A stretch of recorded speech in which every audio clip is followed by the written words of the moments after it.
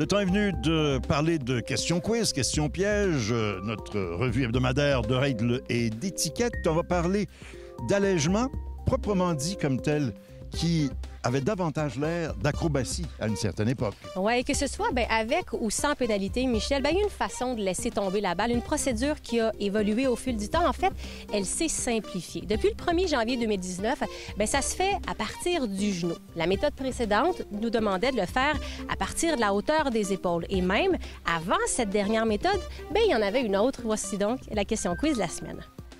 Avant 1984, de quelle façon devait-on laisser tomber une balle selon les procédures officielles? Est-ce A, le golfeur devait se tenir droit face au trou et laisser tomber la balle par-dessus son épaule derrière son dos?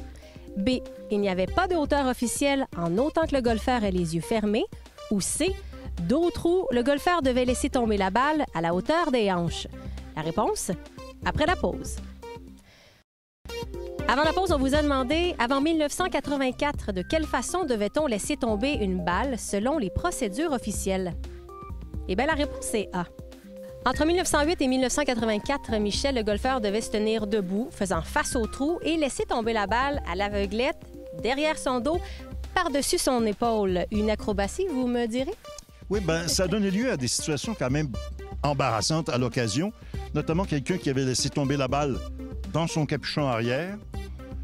Il y avait des risques que la balle tombe sur le joueur. Bref, c'est beaucoup plus facile de le faire à partir des genoux.